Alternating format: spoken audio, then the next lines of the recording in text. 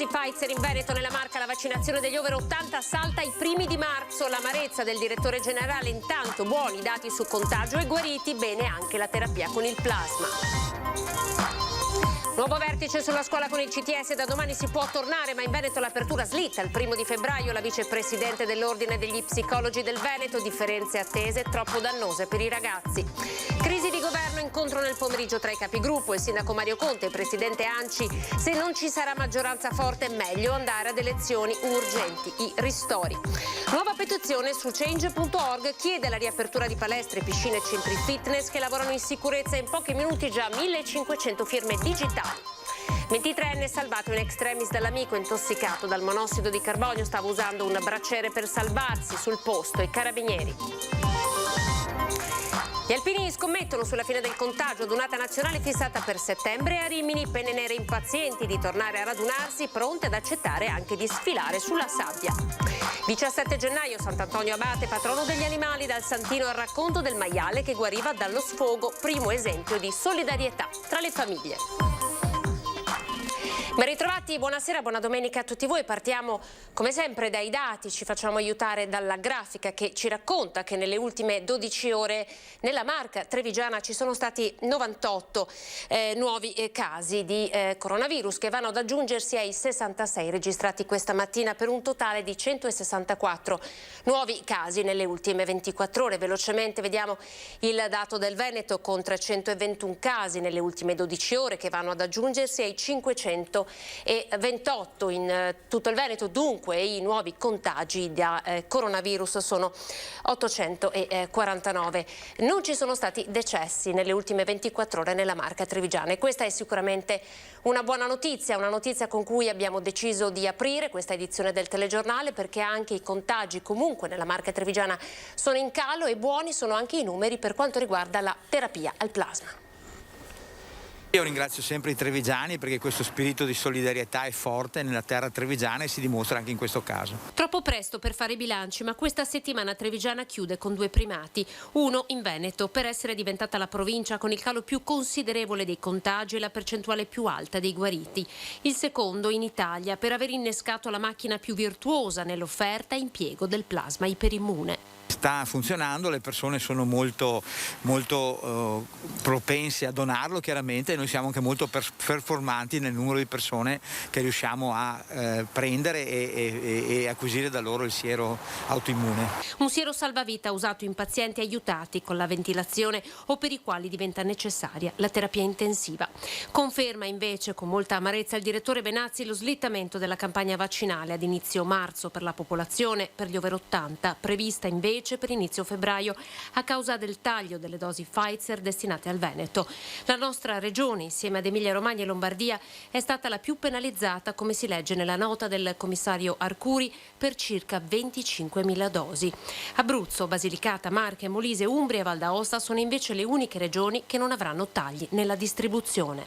E questo è un peccato perché la macchina era partita, era molto performante, tant'è che il Veneto è tra le prime regioni d'Italia per numero di vaccinati. Ora c'è grande attesa per l'arrivo dei vaccini Moderna per accorciare il gap di almeno 20 giorni. Noi siamo assolutamente in grado, abbiamo creato una macchina organizzativa che è disponibile anche a lavorare H24 nei palaverdi, nelle strutture che le province e i comuni hanno messo a disposizione. Basta che i vaccini arrivino, cioè noi siamo condizionati purtroppo dall'arrivo dei vaccini. Da domani si potrà tornare a scuola, didattica al 50% in presenza, questo è quello che ha detto il CTS. Oggi è convocato un incontro straordinario con il governo e apertura del CTS anche nei confronti comunque delle decisioni delle regioni. Sapete infatti che in Veneto la didattica a distanza continuerà al 100% fino a fine gennaio. Chi ha preso questa decisione ha anche chiarito il CTS, se ne assumerà le sue responsabilità. Intanto c'è già la conta dopo la nuova ordinanza regionale delle classi che sono in quarantena, sono 200 le classi tra elementari e medie sottoposte a quarantena in Veneto ed è l'effetto dei 10 giorni dopo le riprese delle vacanze di Natale dell'ordinanza della regione che ha cambiato la gestione dei positivi all'interno delle classi. Quindi come sapete ora basta un positivo perché tutta la classe vada in quarantena. Dunque le classi sono 200, circa 4.000 i ragazzi che si trovano in questo momento in quarantena. E nel giorno in cui il CTS torna ad esprimersi sulla scuola, abbiamo sentito la vicepresidente dell'Ordine degli Psicologi che racconta come questo balletto delle date, riaprire, non aprire, tornare in classe o meno, sia davvero dannoso per gli studenti. È necessario dare ora un'altra narrazione a questi studenti che in questo momento stanno aspettando quasi un giorno di Natale che viene sempre posticipato, anche questa continua data del giorno dell'apertura. Non fa bene agli studenti aspettare un giorno che non arriva. Per migliaia di studenti di tutta Italia il destino anche oggi è stato deciso da un nuovo incontro straordinario tra governo e CTS. Il vertice d'urgenza, a poche ore dal ritorno in classe, ha confermato la riapertura in presenza nelle regioni gialle ed arancioni. Per gli studenti del Veneto dunque non cambia nulla, perché l'ordinanza regionale ha fatto slittare il ritorno in classe il 1° febbraio. Ma se il Comitato Tecnico Scientifico oggi ha detto sì al ritorno in classe, a margine ha anche lasciato intendere di voler lasciare spazio ad una valutazione autonoma da parte delle regioni. Eppure le ricadute di questo doppio binario lungo il quale corre la scuola, con aperture diverse nelle diverse regioni, rischia di avere effetti non trascurabili proprio sui ragazzi. Ho sentito di ragazzi che non si vestono da mesi ma passano da un pigiama ad un altro pigiama, quindi non porre attenzione in che modo stanno interagendo con i loro coetanei, stanno riversando anche in queste relazioni la loro ansia, la loro confusione, la loro rabbia. I ragazzi sentono le informazioni che vengono trasmesse e quest'idea che non si sa bene che cosa fare o che la scuola sia anche un po' un campo di battaglia tra chi è per apertura sì e chi è per apertura no. In fin dei conti ai problemi complessi non c'è una risposta semplice. Ansia e attacchi di panico sono in aumento tra i giovani almeno del 10%. Secondo Pizzoferro è importante rendere produttivo questo periodo trascorso a casa. L'anno non è perso, spiega, ma può diventare occasione per imparare qualcosa di nuovo. Utile in questa fase anche fare un'analisi sulla vaccinazione anti-Covid, annoverando tra le categorie prioritarie anche gli insegnanti. I ragazzi per tornare a scuola devono tornare in un tessuto sociale di sicurezza anche psicologico, quindi con insegnanti che non li vedono come nemici, come possibili untori. Quindi potrebbe essere utile sicuramente partire dal vaccinare gli insegnanti. E oltre al vertice sulla scuola, ha convocato oggi il vertice al governo tra i capigruppo della maggioranza e il ministro per i rapporti con il Parlamento, il Veneto, Federico D'Incà, per capire come muoversi. Intanto il presidente ANCI e sindaco di Treviso Mario Conte ha chiaramente detto: se c'è una maggioranza forte andare avanti, altrimenti non abbiate paura delle elezioni. Oggi abbiamo bisogno davvero tanto che arrivino i ristori, che arrivino i sostegni economici che il governo aveva promesso e che insieme abbiamo progettato attraverso il Recovery Plan.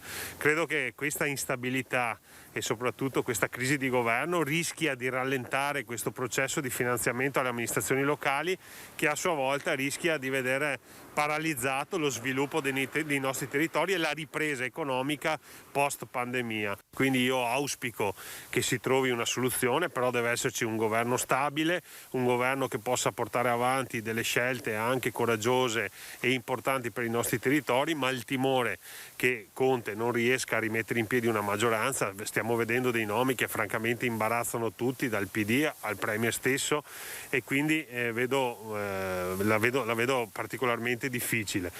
Non dobbiamo aver paura però di tornare alle urne. Se in questo momento non c'è una maggioranza, si corra presto al voto e così ci potrà essere una maggioranza stabile. L'auspicio in questo momento è però che si trovi responsabilmente una quadra e che si possa portare avanti la gestione emergenziale ed economica di un paese che è agonizzante. Nuova petizione su change.org per chiedere la riapertura subito di palestre, impianti sportivi, scuole di danza, piscine che lavorano in sicurezza. Ancora una volta la piattaforma dalla quale sono state lanciate le petizioni che hanno fatto più notizia viene scelta per ospitare il grido d'allarme di tanti lavoratori ma anche frequentatori di centri sportivi che in questo periodo hanno dovuto rinunciare a praticare il loro sport. Si ha le regole stringenti, ma è inutile chiudere interi comparti che hanno dimostrato attraverso i risultati dei controlli effettuati prima della chiusura che le regole vengono seguite alla lettera. Si legge nella petizione, cui fa seguito il decalogo delle linee guida principali a cui si sottopongono gli operatori sportivi al fine di limitare il rischio del contagio all'interno delle strutture. Dalle palestre al turismo, parliamo di aeroporto con il cospicuo finanziamento della Regione del Veneto per la promozione turistica. Sentite il botta e risposta tra l'assessore regionale Caner e il segretario della CGIL di Treviso, Mauro Visentini. A giugno si tornerà a volare da e per Treviso, ne è convinto l'assessore regionale al turismo Federico Caner, che ha da poco firmato per un investimento da 300.000 euro con SAVE, che servirà per implementare la campagna di promozione internazionale soprattutto per le tratte low cost.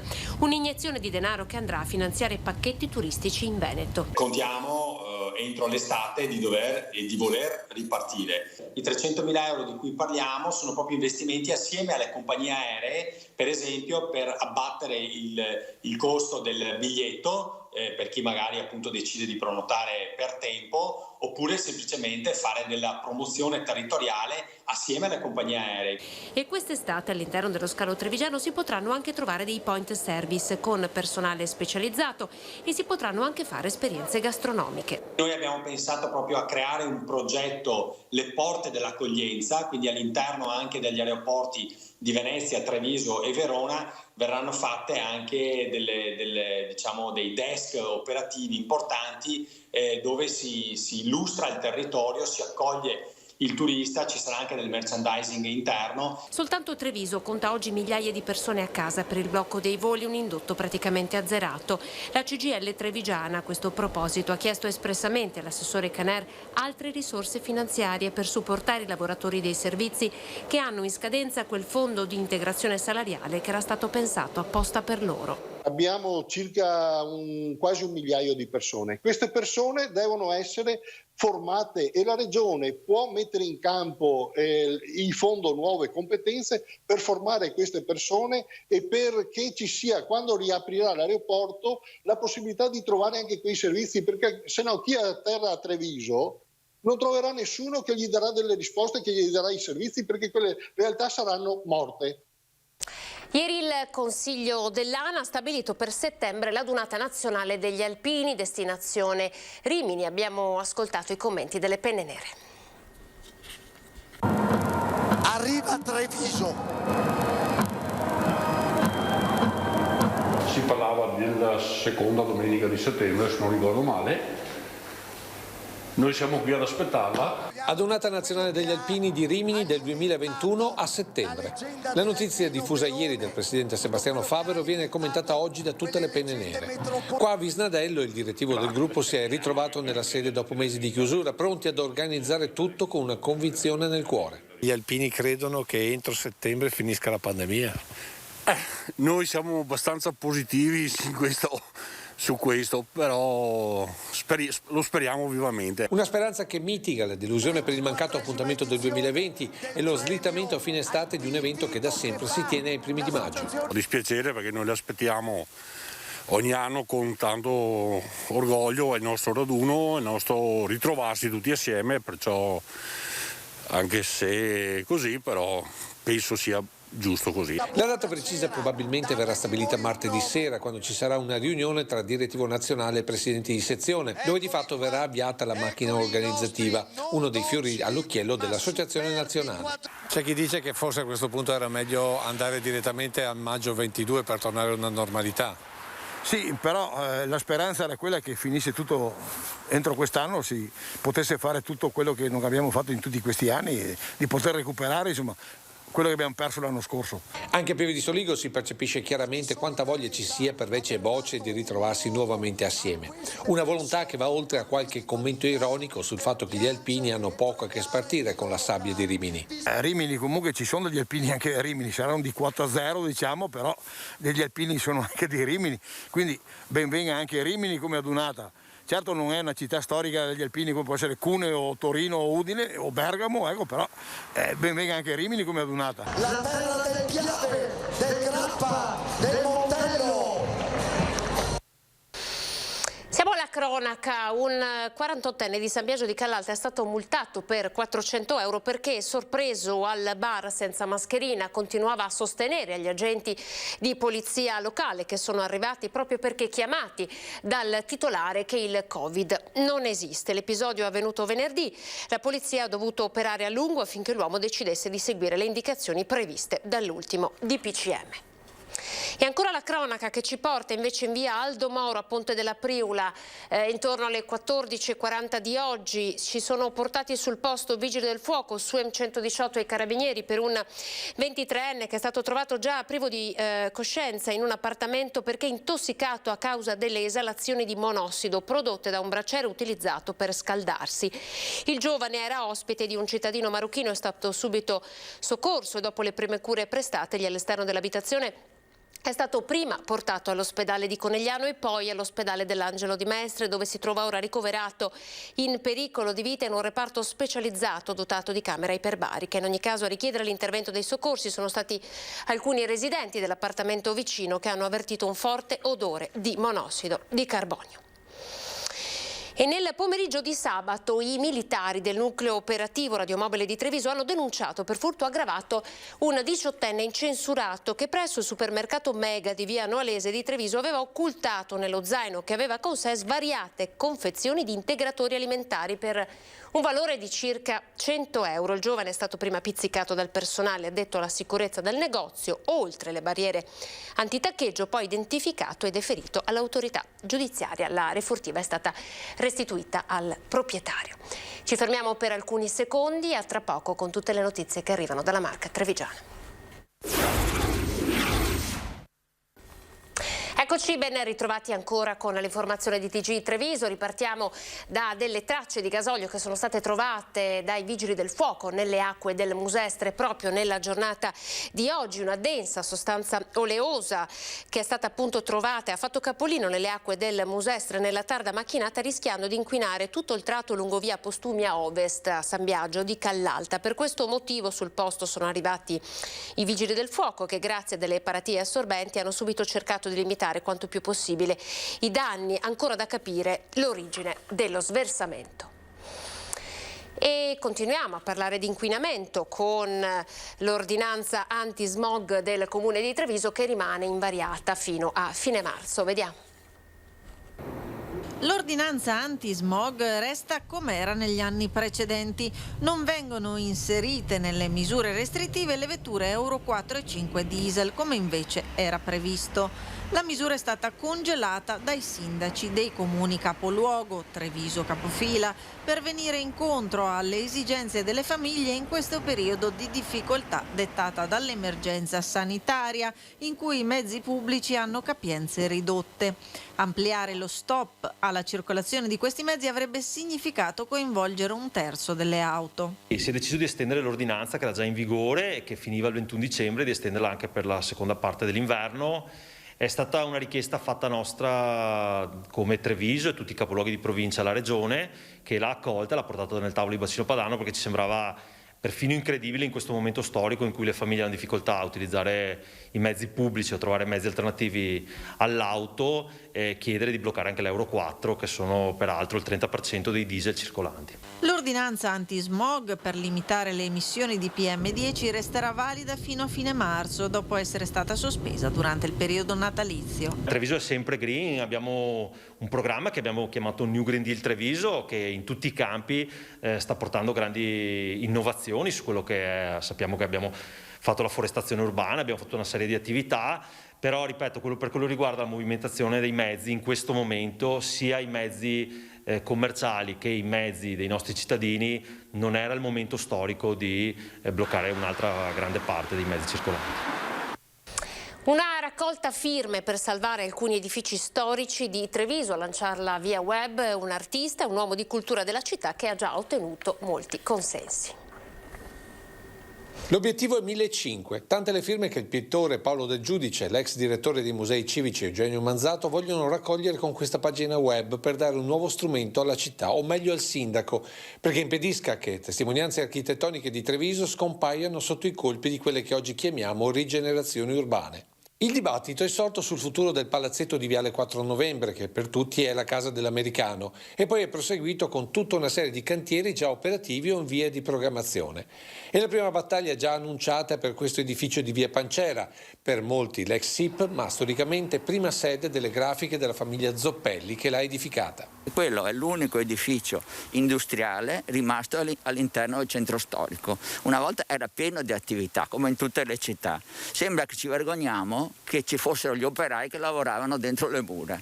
Quello è un edificio, una facciata del 1938, è un esempio importante di architettura razionalista dell'ingegner Davide Ronfini, che era uno dei più importanti costruttori dell'epoca, e veramente non si capisce con quale criterio si possa abbattere una struttura di quel tipo. Di situazioni a guardar bene ve ne sono più d'una, come per lo storico bar all'Eden in via di trasformazione in condominio, facente parte di un complesso unico nel suo genere, fatto di case come questa, dove l'imprenditoria illuminata di Graziano Appiani concretizzava all'inizio del Novecento il benessere per i propri operai. Luoghi e edifici che, sottolinea l'altro ideatore della raccolta firme, il professore Eugenio Manzato, non devono cadere sotto i colpi di una nuova speculazione edilizia legalizzata dall'aumento delle cubature del piano casa. Io credo che sia anche inutile chiedere ai costruttori e a chi, ai proprietari del palazzo, certamente se hanno una convenienza e possono aumentare, aumentano. Però è l'amministrazione comunale che dovrebbe intervenire invece a mitigare questa voglia di strafare. Domani è il grande giorno per Pieve di Soligo, alle 10 il Ministero annuncerà la città capitale italiana della cultura 2020. L'appuntamento è per domani dalle 10 municipio a Pieve di Soligo, dove sarà allestita una stanza per seguire in diretta le comunicazioni del Ministro della Cultura Dario Franceschini.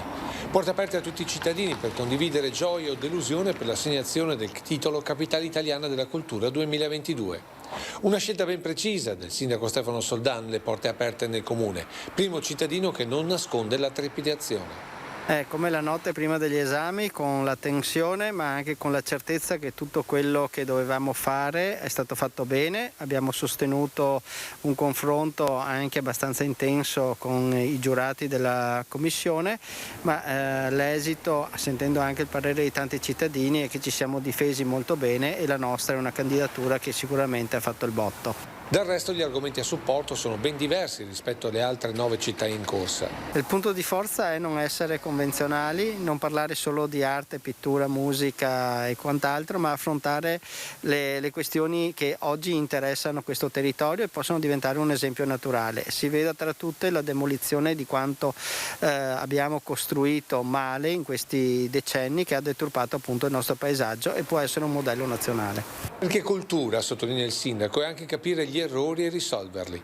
Un punto di vista decisamente non convenzionale, per questo vincente, anche se i 9 concorrenti, come Volterra o Cerveteri, sono decisamente di tutto rispetto. Le temiamo tutte perché alla fine, comunque vada, sarà una vittoria sia per noi che per loro, solo per esserci confrontati. Una proclamazione che significa non solo promozione ma anche l'arrivo di fondi dal Ministero. Una candidatura subito appoggiata dalla Regione, pronta a rinforzare quanto potrebbe arrivare da Roma.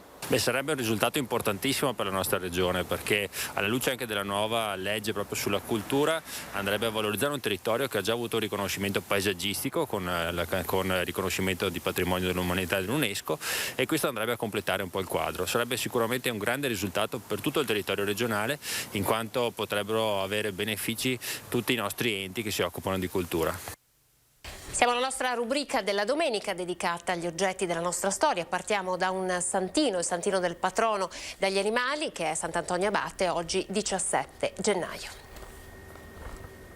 Gianni Marini, perché hai in mano questo santino e soprattutto perché questa giornata era importante per il mondo dell'agricoltura?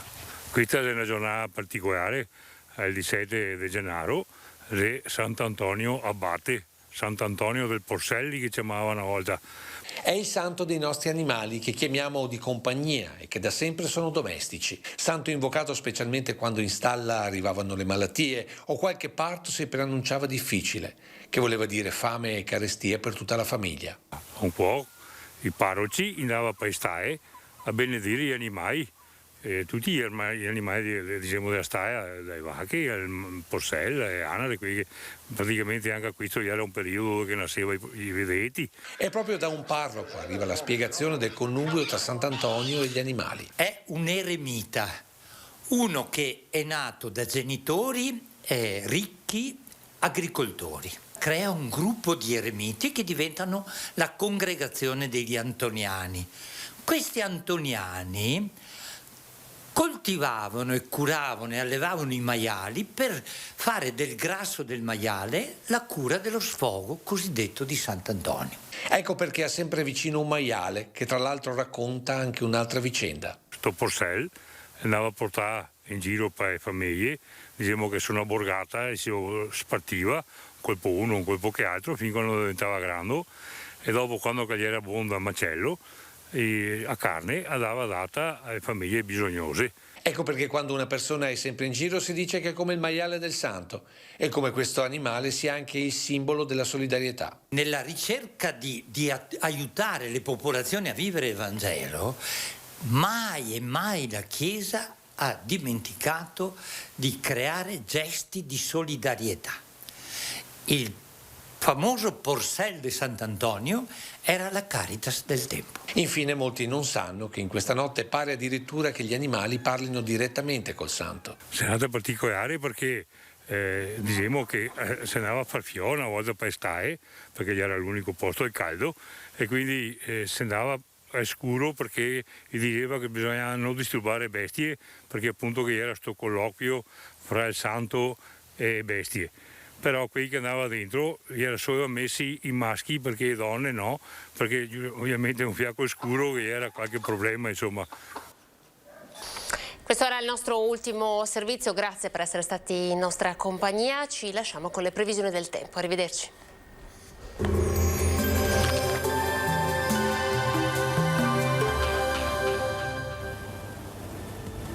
Benvenuti al meteo. Bel tempo, le correnti di aria gelida dalla Russia che nel weekend hanno lambito l'Italia cominceranno a ritirarsi verso i Balcani, lasciando però in eredità una massa d'aria fredda che si avvertirà anche sul nostro territorio. Il dettaglio. Sul Veneto la settimana inizia con l'alta pressione che si espande e garantisce dunque un tempo asciutto e soleggiato. Il cielo si presenterà sereno o al massimo con poche nubi a carattere sparso, qualche foschia in pianura al mattino. Temperature minime ancora ampiamente sotto lo zero ovunque, massime fino ai 5 gradi. Stessa situazione anche sul Friuli Venezia Giulia, non mancherà la presenza del sole, il cielo sarà sereno solo con qualche innocuo addensamento. Temperature minime fino a meno 3 gradi, massime invece fino ai 4-6 gradi. Uno sguardo infine al Trentino Alto Adige, anche qui sarà una splendida giornata all'insegna del sole e con qualche innocua velatura. Temperature minime piuttosto rigide, valori massimi fino ai 2 gradi. Dal meteo di Antena 3 per ora è tutto, arrivederci al prossimo aggiornamento.